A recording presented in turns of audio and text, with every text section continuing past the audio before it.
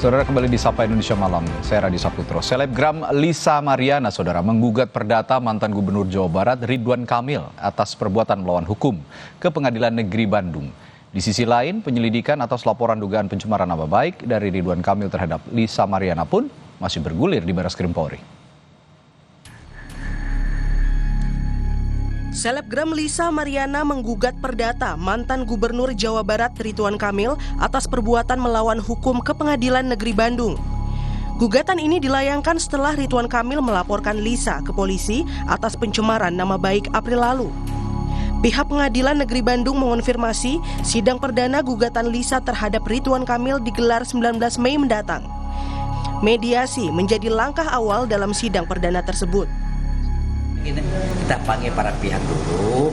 Kalau para pihak itu antara pengetahuan hadir, baru kita menentukan mediatornya ya. Apabila tidak hadir, salah satu tidak hadir, maka kita tunda lagi buat pemanggilan. Penasihat hukum Ridwan Kamil Muslim Jaya Butar-Butar mengungkap kliennya masih menanti panggilan resmi dari Pengadilan Negeri Bandung. Ia memastikan pihaknya akan menghormati proses hukum. Tentunya nanti kalau sudah mendapatkan surat panggilan resmi dari Pengadilan Negeri Bandung, Pak Ridwan Kamil akan menunjuk kuasa hukum untuk mewakili beliau di Pengadilan Negeri Bandung untuk menghadapi gugatan perbuatan melawan hukum yang dilayangkan oleh Lisa Mariana. Ahli hukum perdata Fredrik Pinakunari menilai beban pembuktian terkait gugatan ini berada di pihak Lisa Mariana sebagai pelapor. Jika dalil pembuktian Lisa atas gugatannya diterima, Pengadilan Negeri Bandung dapat memutuskan Ridwan Kamil memberi ganti rugi terhadap Lisa Mariana. Beban pembuktian ada di pihak LM sebagai penggugat dan pengadilan pada akhirnya akan membuat putusan bisa memberikan ganti rugi jika diterima atau tidak memberikan ganti rugi jika gugatan ditolak. LM sebagai penggugat wajib membuktikan unsur-unsur pasal 1365 yaitu adanya perbuatan, adanya kesalahan di pihak tergugat yaitu dari pihak RK dan juga adanya kerugian dari pihak LM. Sebelumnya, Ridwan Kamil telah melaporkan Lisa Mariana atas dugaan pencemaran nama baik ke Barreskrim Polri pada 18 April lalu. Mantan Gubernur Jawa Barat tersebut melaporkan Lisa terkait berita bohong bahwa keduanya memiliki anak. Hingga kini Barreskrim Polri masih menyelidiki gugatan Ridwan Kamil tersebut. Tim Liputan Kompas TV. Dan kita akan membahas gugatan yang dilayangkan selebgram Lisa Mariana terhadap Gubernur Jawa Barat yang sebelumnya mantan Gubernur Jawa Barat Ridwan Kamil bersama kuasa hukum Lisa Mariana Markus Nababan dan juga Guru Besar Fakultas Hukum Universitas Jenderal Sudirman Profesor Hipnu Nugroho. Dan selamat malam Prof Hipnu dan selamat juga malam. Pak Markus. Selamat malam. Ya, selamat malam. Selamat malam, Prof. Baik, malam hari ini kami juga sudah mengundang penasihat hukum dari Ridwan Kamil, namun hingga saat ini masih belum dapat bergabung. Kita akan langsung berbincang dulu dengan Bung Markus dan Pak Prof Hipnu. Begini, saya ke Bung Markus dulu. Kalau sekarang sebenarnya perbuatan melawan hukum seperti apa yang tertuang dalam gugatan klien Anda Lisa Mariana ke Pengadilan Negeri Bandung, Bung Markus? Baik, itu jadi gini. Perbuatan melawan hukum itu kan jelas kalau diatur dalam di KUHP Perdata itu di mana atas perbuatan seseorang yang menimbulkan kerugian itu dapat kita tuntut di pengadilan untuk kerugian secara material dan material. Dalam konteks yang kita ajukan di Pengadilan Negeri Bandung itu adalah di mana berdasarkan putusan juga dari putusan MK nomor 46 di mana kami berdiri di sini adalah memperjuangkan hak anak yang telah lahir dan dia berhak mendapatkan identitas. Dalam artian di sini gugatan ini walaupun di 1365 yang tetapi dasar lebih fundamental adalah adanya putusan MK yang menyatakan bahwa hak ini berhak mendapatkan identitas selaku warga negara Indonesia yang telah lahir. Oke. Kalau begitu saya langsung ke Prof Hipnu. Prof Hipnu, dalam penjelasannya Bung Markus tadi, apakah gugatan ini cukup kuat? Tadi katanya gugatan melawan hukum kaitannya dengan kasus yang sebelumnya juga bergulir. Iya, begini, memang ini yang menarik ya, kasus terhadap pengaduan sebagai bentuk tindakan menfitnah bahwa fitnah itu tidak betul, bahwa fitnah itu merugikan, kan dugaan seperti itu sebagai aduan. Kemudian ada gugatan. Nah, pertanyaannya di sini kemarin, kalau tidak salah kita melihat sebetulnya anak itu betul anaknya atau bukan. Nah, ini yang jadi perdebatan. Kalau itu memang betul, saya kira Bang Markus potensi menang. Tapi kalau tidak, lah ini yang jadi problem. Ini tes dulu, tes DNA, bahwa di dalam pembuktian suatu perkara di Indonesia yang betul-betul valid, itu hanya sidik jari, karena 2 juta orang baru sama DNA.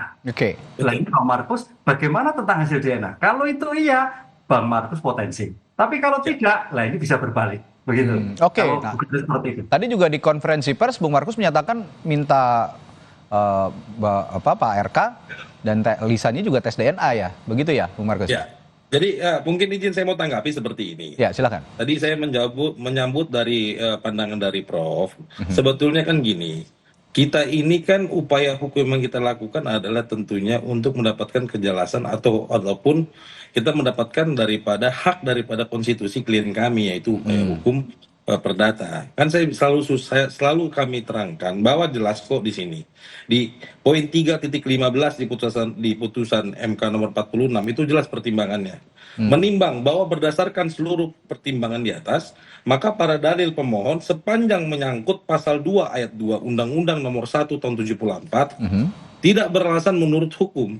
Adapun pasal 43 ayat 1 Undang-Undang nomor 1 tahun 74 yang menyatakan anak yang dilahirkan di luar perkawinan hanya memiliki hubungan perdata dengan ibunya dan keluarganya adalah bertentangan dengan Undang-Undang nomor 1945 secara bersyarat, yakni inkonstitusional sepanjang ayat tersebut dimaknai menghilangkan hubungan perdata dengan laki-laki yang dapat dibuktikan berdasarkan ilmu pengetahuan dan teknologi dan atau alat bukti lain menurut hukum mempunyai darah sebagai ayahnya. Dalam artian tujuan daripada gugatan kami ini kan juga meminta kepada pengadilan bahwa misalkan isu yang berkembang ini harus kita dalam artian petitum yang kami mintakan adalah yuk ini kita sama-sama buktikan bahwa ini anak siapa agar isu ini tidak menjadi liar ataupun kita bermartabat secara pelaksana hukum. Karena kan kita tahu pihak Bapak RK itu sendiri bukan kan itu kan juga mengklaim bahwa dia telah melakukan upaya hukum kepada klien kami, yaitu melakukan upaya hukum pidana.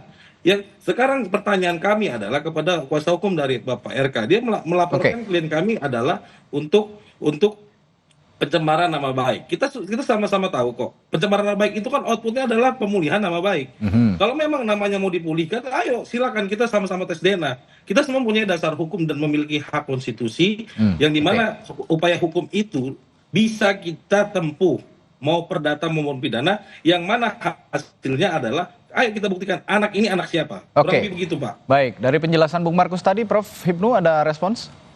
Ya betul, menarik. Ini memang ada 2 sisi yang berbeda. Sudut pandang sebagai bentuk pencemaran, berarti pencemaran yang menurut Pak RK itu adalah fitnah. Berarti apa yang disampaikan tidak betul, kan gitu kan? Karena fitnah yang menunjukkan orang lain melalui IT, makanya pengaduannya lewat IT. Mudah-mudahan aja karena ini pengaduan bahwa Markus mungkin dicabut, kan gitu loh. Dicabut. Kedua, kalau itu nanti dengan Bang Markus sedang gugatan perdata, mudah-mudahan ada mediasi. Sehingga titik krusial yang terkait kerugian, apalagi yang terkait tanggung jawab. Karena dalam perbuatan melawan hukum itu kan tindakan yang merugikan, yang mewajibkan bertanggung jawab atas tindakan pelaku yang bersangkutan tersebut. Lah, konteks pertanggungjawaban atas pelaku ini yang saya kira Bang Markus juga nanti sama-sama membuktikan, sehingga oh betul loh, sehingga ya udahlah selesai. Oh tidak loh, lah itu berpanjangan kalau tidak seperti itu. Gitu. Tapi Bung Markus, saya juga ingin bertanya, kenapa langkah perdata yang dipilih sih sebenarnya?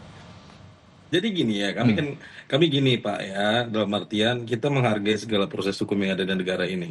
Kami tidak mau seperti lawyer ataupun kuasa hukum pada lainnya, ngapain kita buat ribut kepolisian Republik Indonesia ini dengan adanya 2 laporan.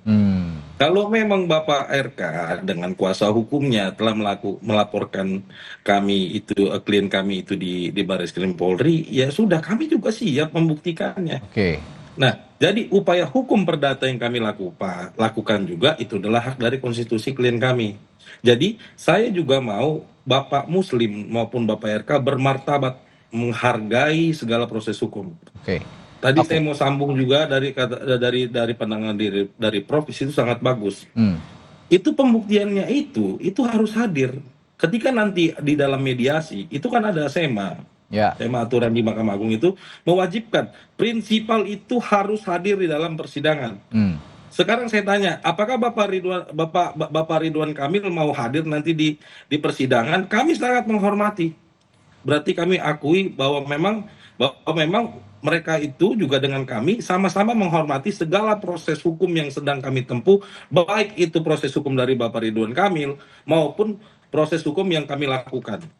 Oke, kalau lihat dari proses hukum yang sekarang berjalan, Prof, gugatan perdana Lisa ini juga berpotensi akan mengarah ke pidana nggak sih nantinya? Oh enggak, berbeda-beda. Beda-beda ya? Berbeda-beda. Ini sudah satu objek tapi sudut pandang yang berbeda. Oke. Nah, subjek perdata terkait ganti rugi atas perbuatan yang dilakukan.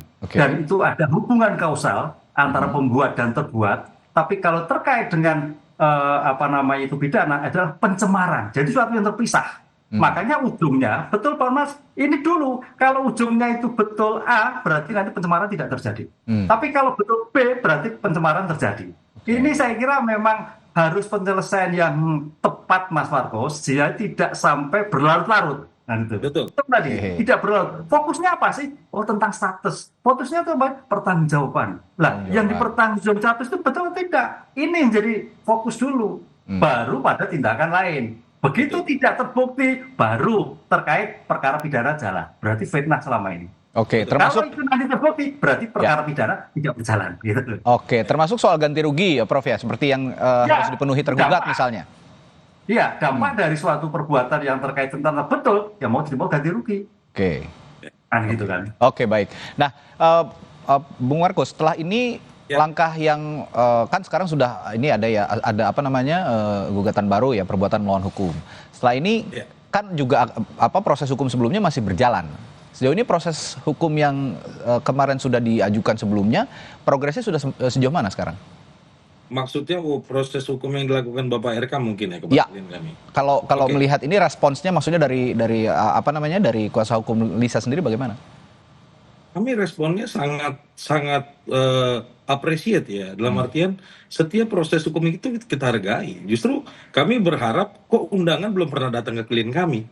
Apakah upaya hukum dari Bapak RK itu main-main apa tidak? Ya kami belum dapat undangan secara ke klien kami. Kalau klien kami sudah diundang, kami akan hadir, kami kita hadapi. Oke. Gitu loh. Kami buktikan, kami janganlah menjadi laporan yang receh, murahan.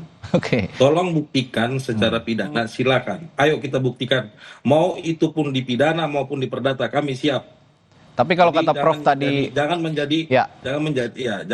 jadi proses itu, jangan jadi proses ajang untuk menakut-nakutin klien kami. Kami tidak takut sekalipun. Kami buktikan kebenaran, kami berdiri di atas namanya hak seorang anak yang kami perjuangkan. Konsekuensi hukumnya tadi Prof sudah sampaikan, andai pun misalkan klien saya ataupun Bapak RK yang salah, semua mempunyai konsekuensi hukum dan aturan hukum di negara kita ini sudah jelas diatur. Kalau tadi Prof bilang preferensi proses hukumnya juga harus fokus begitu. Nah, kalau bicara fokus proses hukum akan fokus di mana dulu berarti ini yang akan didahulukan? Proses hukum gini.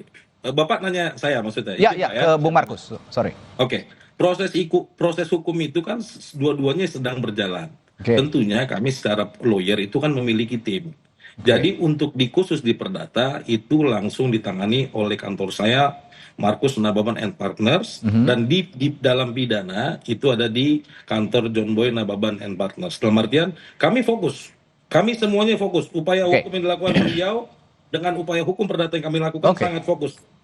Baik, kalau gitu kita tunggu prosesnya nanti ke depannya bagaimana, dan diskusi kita malam hari ini semoga juga bisa jadi penjelas begitu ya duduk perkara kasus ini sebenarnya. Karena ada aksi saling melaporkan juga, saling gugat juga begitu. Baik, terima kasih Bung Markus dan juga Prof Hipnu untuk perbincangannya di malam hari ini di Sapa Indonesia Malam. Sampai ketemu kembali di lain waktu. Selamat malam. Terima kasih.